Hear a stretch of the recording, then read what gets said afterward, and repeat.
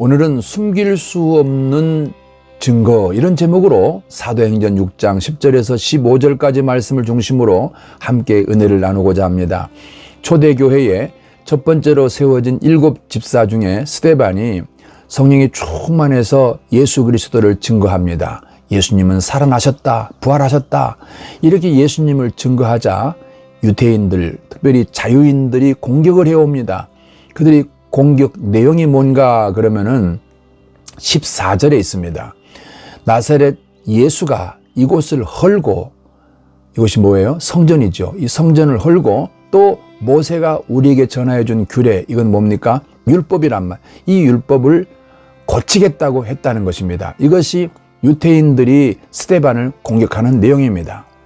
고사성어 중에서 금과 옥조라는 말이 있지 않습니까? 이 말의 뜻은 금이나 옥처럼 귀중한 법이다 또는 규칙이다, 이런 이야기입니다. 그런데 유대인들이 이 금과 옥조로 여기는 것이 두 가지가 있습니다. 그 하나는 바로 성전입니다. 또 하나가 율법입니다. 이것을 그들은 금과 옥조로 여기고 있는데 그들의 신앙의 내용이 이렇습니다. 성전을 통해서만 하나님을 만날 수 있고 성전을 통해서만 하나님을 예배할 수 있다. 이것이 그들의 신앙이었고, 또 한 가지 율법은 율법을 지켜야만 구원받을 수 있다. 율법을 지켜야만 하나님 백성 될 수 있다. 이렇게 그들은 신앙을 생각하고 그들을 믿고 살았던 것입니다. 그런데 스데반이 예수님과 함께 성전을 헐고 또 모세가 전해준 율법을 고치겠다, 이렇게 얘기를 했다는 것이죠. 이것이 스데반과 예수님을 공격하는 유대인들의 주장이었습니다. 그러니까 지금 이 사람들이 오해하고 있는, 잘못 믿고 있는 신앙에 대해서 한번 살펴보겠습니다. 우선 예수님이 성전을 헐라고 했다고 하는 그 부분이 어디 있습니까? 요한복음 2장 19절에서 21절에 있습니다. 제가 읽어보겠습니다. 예수께서 대답하여 가라사대 너희가 이 성전을 헐라 내가 사흘 동안에 일으키리라. 그러고요, 이러자 유대인들이 가로되 이 성전은 46년 동안 지었는데 네가 3일 동안에 일으키겠느냐 하더라. 그러나 예수는 성전된 자기 육체를 가리켜 말씀하신 것이라고 이렇게 21절에 말씀을 하십니다. 예수님께서 당신의 몸을 성전에 비유한 것입니다. 예수님은 육체로 오신 하나님이시며 그 육체가 곧 참된 성전인 것입니다. 구약시대의 성전은 하나님께 예배드리는 곳이고 하나님을 만나는 곳이었습니다. 그러나 예수님 자신이 이제 육체를 입고 이 땅에 오셔서 십자가에 죽으심으로 하나님께 나아가는, 하나님을 만나는, 하나님을 예배하는 새로운 길을 여신 것입니다. 이것을 비유로 예수님께서 말씀하신 것인데 그들은 성전 건물을 헐으라 그랬다고, 그들의 금과 옥조를 건드렸다고 그들은 생각하면서 예수님을 죽이기도 했고 또 스데반을 공격하고 있는 것입니다. 또 한 가지 봅시다. 이들이 금과 옥조로 여기고 있는 것이 두 번째가 율법입니다. 그 율법을 고치겠다고 했다는 얘기를 아까 하지 않습니까? 그런데 그 얘기가 어디 있냐 그러면은 마태복음 5장 17절에 보니까 내가 율법이나 선지자를 폐하러 온 줄로 생각하지 마라. 폐하러 온 것이 아니요 완성하러 왔노라, 이렇게 말씀을 하십니다. 그러면 이 말씀은 조금 더 구체적으로 말하면은 로마서 3장 20절부터 22절에 있습니다. 그러므로 율법의 행위로 그 앞에 의롭다 하심을 얻을 육체가 없나니 율법으로는 죄를 깨달음이니라. 이제는 율법 외에 하나님의 한 의가 나타났으니 율법과 선지자들에게 증거를 받은 것이라. 곧 예수 그리스도를 믿음으로 말미암아 모든 믿는 자에게 미치는 하나님의 의인이 차별이 없느니라. 이어서 로마서 8장 3절 4절에도 이렇게 율법에 대한 말씀이 있습니다.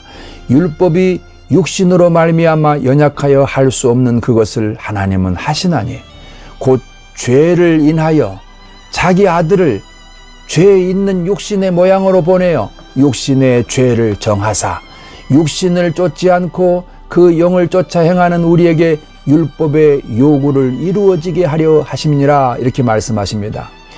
율법을 지켜서 구원받을 수가 없습니다. 율법을 지켜서 구원받을 수 있는 사람은 아무도 없습니다.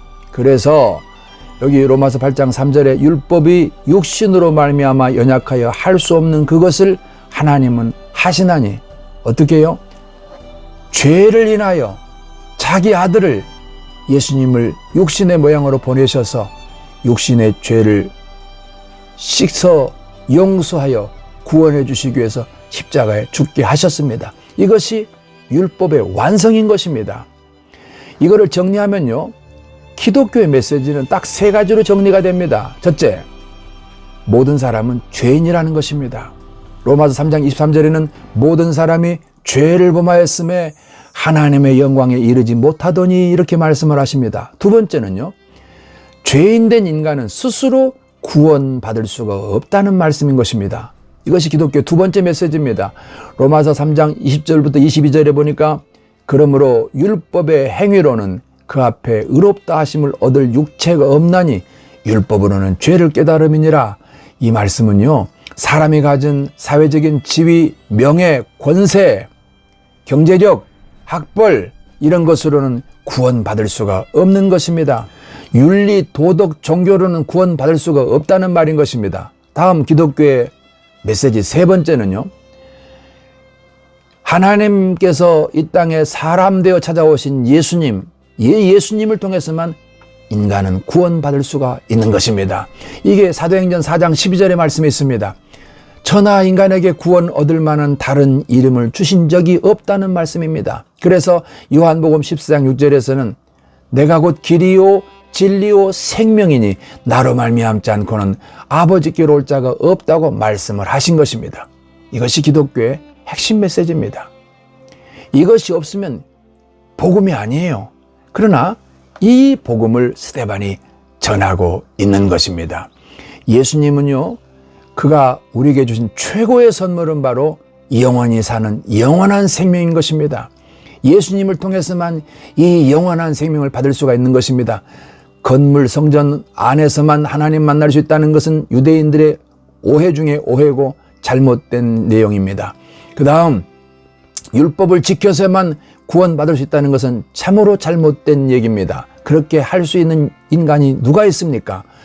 이 예수님, 십자가에 달려 죽으시고 부활하신 이 예수님을 통해서 우리는 영원한 생명을 얻을 수가 있게 되는 것입니다.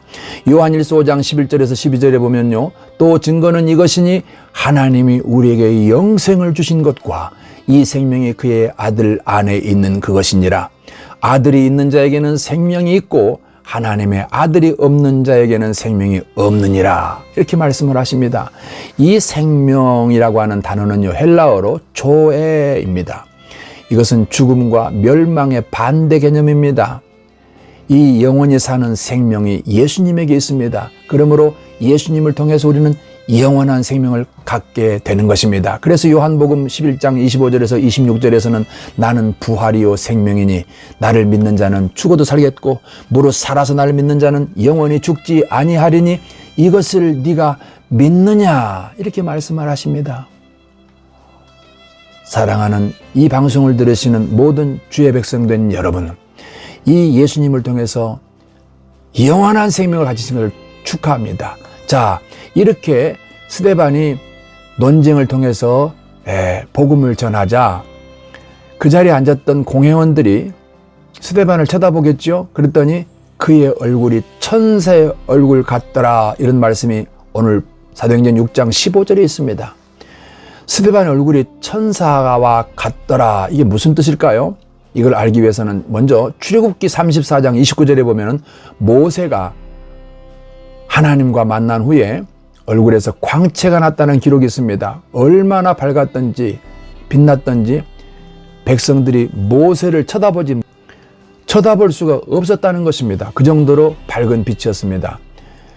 이 스데반의 얼굴이 천사와 같다는 것은 바로 하나님을 만났다는 것입니다.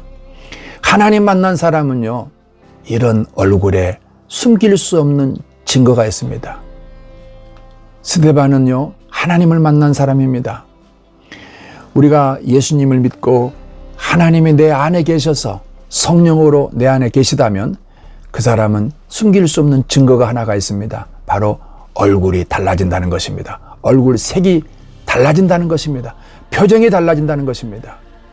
얼굴 근육이 달라지는 것입니다. 대표적인 것이 바로 임종할 때, 사람이 마지막 숨을 거두고 이제 임종을 했을 때 그때 어떤 모습인지 여러분 보신 분들은 아시죠? 살았을 때보다, 차라리 살아 계실 때보다 더 환하게 꽃이 피듯 피어납니다. 정말로 천사가 와서 그의 영혼을 데려간 뒤에 남는 그 평안함이 그들의 얼굴에, 그분들의 얼굴에 있다는 것입니다. 이것이 증거예요. 여러분, 예수님 믿는 사람, 하나님의 성령께서 우리 안에 계시다면 누구든지 숨길 수가 없는 증거가 있습니다. 그 얘기를 마지막으로 제가 옥하는 목사님의 이야기를 전해드리면서 마무리를 짓겠습니다. 옥하는 목사님의 간증을 제가 읽어드리겠습니다. 젊은 목사였던 나는 서울대학교 병원 언덕을 올라가면서 마음이 상당히 불안했다. 침대에 누워있는 환자는 꼬장꼬장한 검사로 30년을 보낸 김성진 검사였다. 위암 말기에 접어들어 온몸이 말라 뼈만 남은 그가 눈빛만 살아서 나를 쏘아보는데 섬뜩했다. 예수 소리만 들어도 눈에 쌍심지를 켜고 역정을 내던 그런 데다가 나이 60의 현역 검사인 그가 새파란 젊은 목사의 말을 잘 들어줄 것인가 내심 염려가 되었다. 이윽고 병실에 도착해서 선생님 안녕하세요. 저는 옥하는 목사라고 합니다. 잠깐 인사드리려고 병문안 왔으니까 부담 갖지 마시기 바랍니다. 잠깐 선생님을 위해서 기도해 드릴 텐데 허락해 주시겠습니까? 내 말에 순순히 고개를 끄덕였다. 나는 그분의 이마에 손을 얹고 짧게 1분짜리 기도를 했다. 기도도 길게 하면 그가 싫어할까 봐서 그렇게 짧게 기도를 마쳤다. 기도한 후 선생님, 제가 내일도 와서 선생님과 대화도 나누고 싶은데 그거 괜찮겠습니까? 이렇게 물으니 그는 말없이 고개를 끄덕였다. 집으로 돌아오면서 나는 조용히 생각했다. 25 새파란 나이에 법조계에 몸을 담아 모든 사람의 선망의 대상이 되었던 화려한 경력도, 청백리로 손꼽혔던 꼿꼿한 자존심도 죽음 앞에서 다 무슨 의미가 있는가? 다 쓸모없는 과거사일 뿐인 것을 이렇게 생각하니 참으로 마음이 아파왔다. 다음날 약속대로 병실에 찾아가니 그는 나를 반기며 목사님 이리로 와서 앉으세요. 그러더니 수십 년 검사 생활하면서 직접 겪었던 예수 믿는 사람들의 온갖 비리를 쉴 새 없이 쏟아놓으며 비난했다. 종교 사건을 담당한 검사로서 목사가 죄짓고 교회 장로 중직자들이 죄짓고 교회 다닌다는 사람들이 죄짓고 찾아와서 검사에게 조서 꾸미고 또 그들을 담당했던 검사로서 기독교인들의 이미지가 참으로 어두웠던 것이다. 그가 한참을 그렇게 위선자 사기꾼이라고 욕을 하더니 입을 다물길래 내가 물었다. 선생님 말씀 다 하셨습니까? 이제 제가 좀 말씀을 드려도 되겠습니까? 제가 성경 한 곳을 읽겠습니다. 고린도후서 5장 15절 말씀입니다. 예수께서 모든 사람을 대신하여 죽으심은 산자들이 다시는 자기 자신을 위해 살지 않고 오직 그를 대신하여 죽었다가 다시 사신 분을 위해 살게 하려 함이라. 이 본문은 좀 어려운데 제가 좀 설명을 해드리겠습니다. 그랬더니 그가 목사님 그 책 좀 날 좀 주세요. 제가 다시 읽어보겠습니다. 그래서 책을 건네드렸더니 한참을 쳐다보다가 눈에서 눈물이 뚝뚝 흘러내렸다. 하나님께서 그 안에서 일하고 계셨던 것이다. 내가 물었다. 선생님 이 말씀을 이해를 할 수가 있겠습니까? 제가 좀 더 설명해 드릴게요. 예수님은 선생님을 대신하여서 십자가에 못 박혀 돌아가셨습니다. 그러므로 예수님의 죽음은 바로 선생님을 대신해 죽으신 것입니다. 하나님이 보실 때 선생님은 죄인이셨습니다. 60평생 사시면서 하나님을 하나님으로 인정하지 않고 대우하지 않고 선생님 자신이 하나님이셨습니다. 그것이 가장 큰 죄인 것입니다. 선생님은 죽은 후에 하나님 앞에 서서 심판받으셔야 됩니다. 그런 선생님을 불쌍히 잊어서 여기 서서 선생님을 살려주시고 죄사함 베풀어 주시기 위해서 예수님이 대신 십자가에 죽으셨습니다.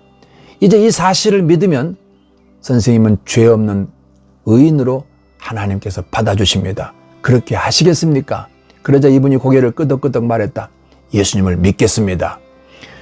예수님이 잘못한 게 아니라 그동안 내가 만난 교회 다니는 사람들은 예수님을 제대로 잘 못 만나서, 잘 몰라서 그런 것이었는데, 나 자신부터 스스로 똑똑한 척하고 살았던 것을 회개하오. 며칠 후에 이 검사는 병원에서 퇴원하라 그러는 이야기를 듣고 집으로 돌아왔다. 왜냐하면 이제 길어야 한 달, 두 달 정도인데 집에 가서 죽음을 맞이하라는 것이었다. 그는 예수님을 영접하고 나서 찬송 테이프를 틀어놓고 늘 동료 법관들이 찾아오면은요, 문병으로 오면은 예수 믿으라고 권하며 젊은 사람에게는 자네는 젊으니까 예수 믿으라고, 나처럼 늙어서 후회하지 말라고 이러면서 전도를 하면서 늘 기도하고 그렇게 지내던 어느 날 교회로 연락이 왔어요. 목사님, 제가 죽기 전에 세례 받고 싶습니다. 그래서 세례를 주려고 찾아가니 그가 얘기했다. 목사님, 제가 하나님 앞에 헛되게 산 인생을 좀 기도로 고백해도 되겠습니까? 하라 그랬더니 10분이 넘도록 회개하는 기도를 드리더랍니다. 하나님, 내가 몰랐습니다. 제가 내 똑똑으로 살면서 너무나 멍청하게 살았습니다. 너무 바보처럼 살았습니다. 하나님, 내 죄를 용서해 주세요. 그리고 그는 며칠 후에 5남매를 불러서 자신의 마지막 유언을 하는 자리였다. 얘들아, 나는 인생 실패했다. 내 인생의 주인이 내가 되어서 살았다. 너희는 너희를 창조하신 하나님을 인정하며 살아라. 이것이 내가 남길 유일한 유산이다. 이렇게 유언을 하는 동안에 그 집의 큰아들이 갑자기 무슨 소리를 듣습니다. 번개가 치지직 치는 것 같은 소리, 또는 큰 새가 날개짓을 퍼덕이는 소리 같은, 회오리 바람이 치는 것 같은 소리가 들렸다고 합니다.